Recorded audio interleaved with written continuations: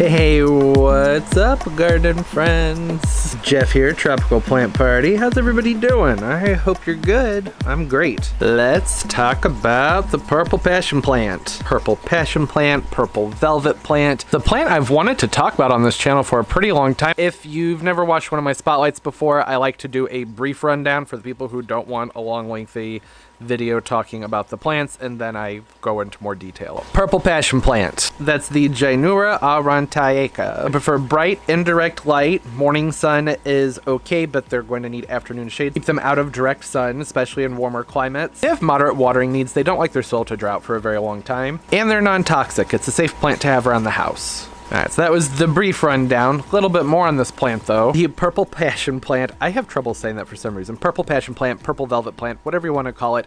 These plants are an excellent house plant. They have gorgeous, beautiful purple hairs that cover their foliage. It runs all the way down along the stems.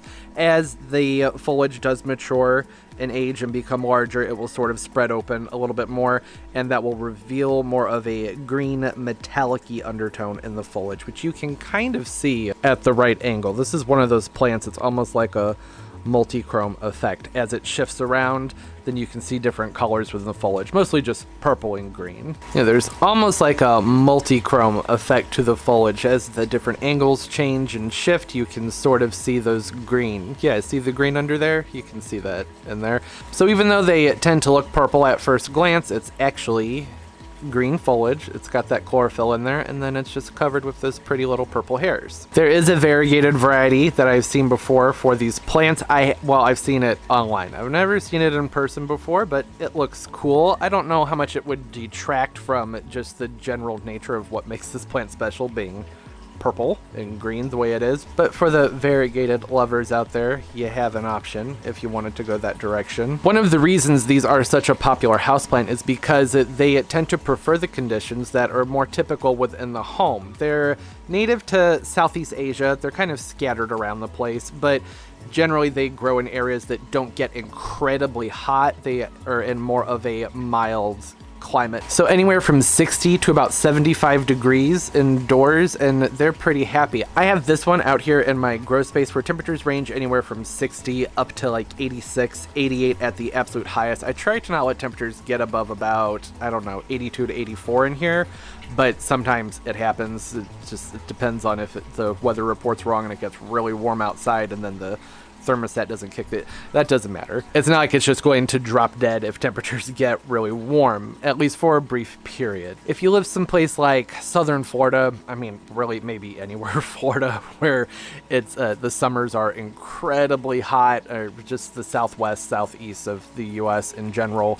Well, heck, even where I live, the summers are too hot to keep this outside. It's not going to do well when temperatures are in the 90s and there's just heat radiating from all directions. That's not really their preference. I'm sure that there are some situations, perhaps if you live more in a coastal area, then sometimes that can create exceptions to that. There's coastal effects and whatnot, but typically 60 to 75 degrees is kind of their happy place. And of course, as with any plant, if temperatures are on that lower end of the range, you want to be more careful with watering. If you water too much when things are cool and the plant isn't taking up any nutrient, it's just kind of chilling and waiting for the cold to pass, that could create problems. And because of them being a plant that prefers a consistently moist soil, I like to go ahead and make sure that these get watered whenever I notice that the surface of the soil has dried out.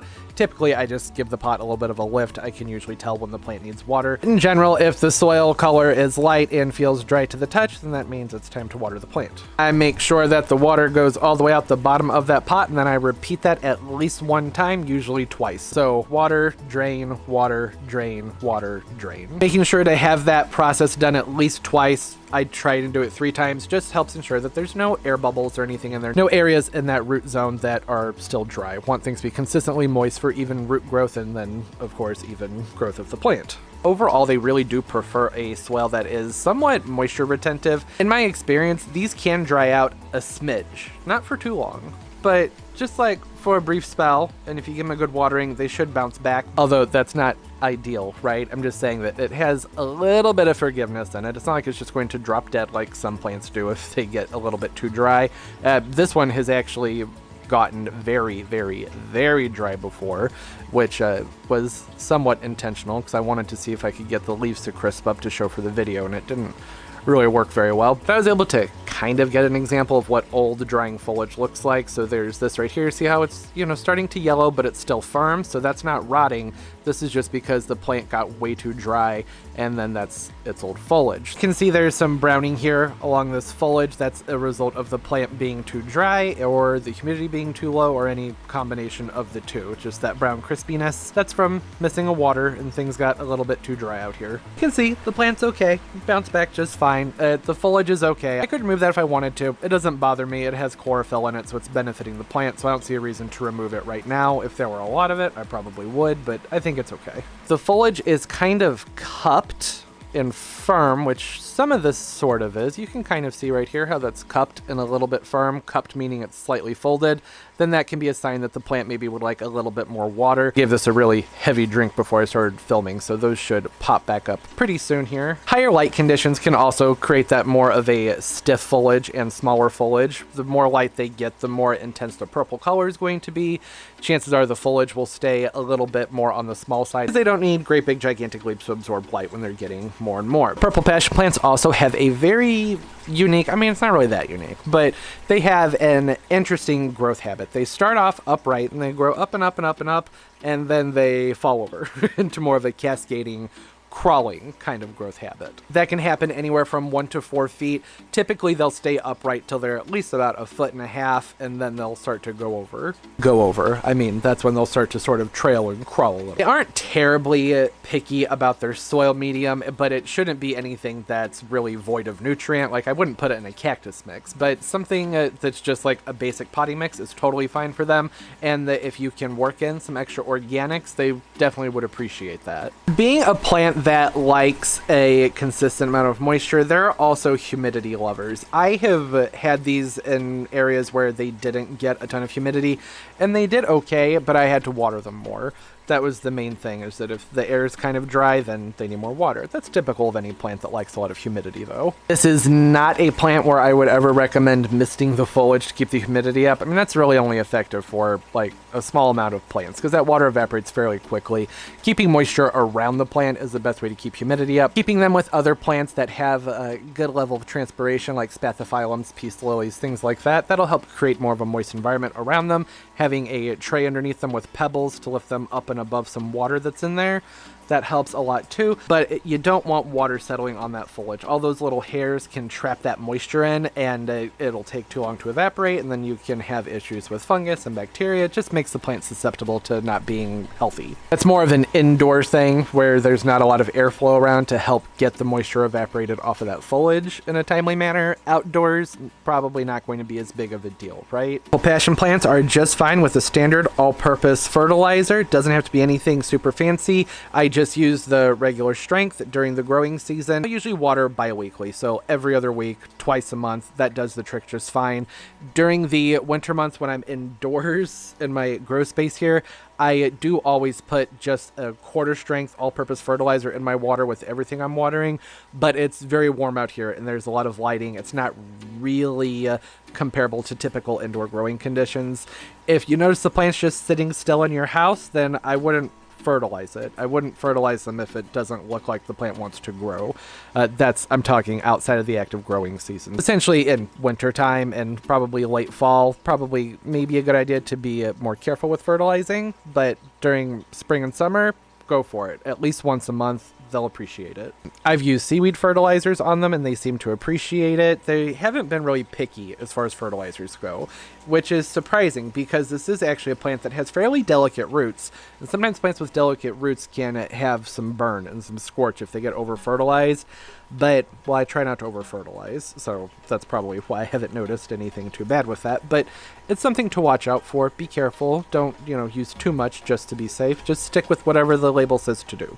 As I was mentioning, delicate roots. That's one of the reasons I hadn't potted this up quite yet, because I was a little bit on the fence about having it in a pot that has some curvature here on these sides because of those delicate roots. I don't want to pot this in here and then when I go to repot it, try and get the plant out and have that resistance on these edges that will potentially tear up the roots and damage them.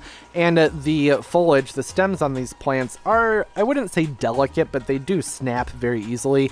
So if I struggle to get the plant out and I have to pull an awful lot, then I could end up just tearing the whole thing apart. So for right now, it's just sitting in this lime green pot. I don't know what color it's going to look like when I'm done editing, like once it's up on your screen, but it looks very pretty in lime green to me. My viewfinder, it looks yellow. I'm not thrilled about that. I hope you can see how pretty my green pot is. But yes, those delicate roots, so they're susceptible to root rot, right? So do not let these sit in water. They need something that drains well. Make sure there's a hole in the bottom of your pot. Take them to a sink to water them if you need to. Ultimately, just make sure that whatever's going on down here, that the soil, the root ball, isn't in contact with sitting water, because rot.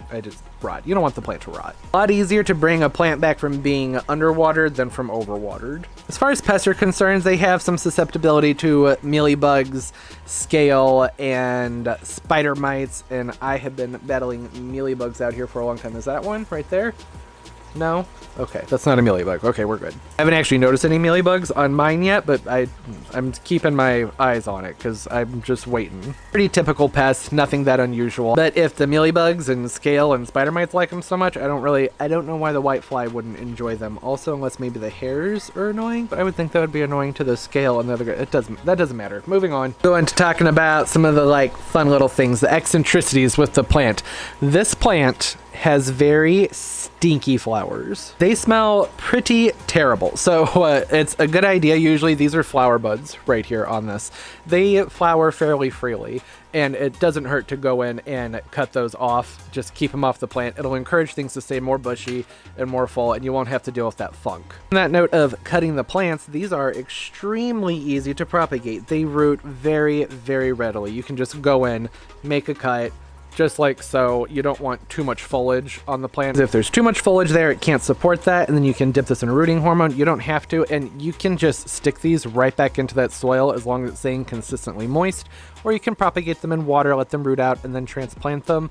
It doesn't really matter. And of course, with propagating, it's always a good idea to make sure that the plant is fully hydrated when doing so, and you don't want to hold the cutting outside of the soil or water for very long at all. Sometimes it's a good idea even to go ahead and take the cutting, put it into a bowl of water, and make your cut underwater so you don't get any air bubbles in there. They're pretty sturdy plants though. I've never lost any cuttings on these before, but it doesn't hurt to make sure that they're hydrated and there aren't any air pockets or anything like that inside those stems, because that'll interfere with water being able to get from the soil or water, whatever you're propagating them in, into the foliage, and then it just, the plant will die. That's not good. You don't want that to happen. They take root very easily, a lot like a coleus actually. As these grow up and then start to fall over and cascade across the soil, any area where you have a node meeting a leaf, wherever that's in contact with some most soil, with some moist soil, that will root out and start to grow new plants. Then you can make cuts along that area, and then new plants will come up in between each one, which makes this actually a pretty aggressive plant. It could fill in an area very quickly. If you live someplace where you can grow this outside, that is something to be kind of cautious with. You don't want them taking over your entire garden. These are noted for being a plant that has somewhat of a shorter lifespan. Now, the more you stay on top of keeping the flowers pruned off, that may extend things a little bit, but I think anywhere from like 4 to 6 years, somewhere in there,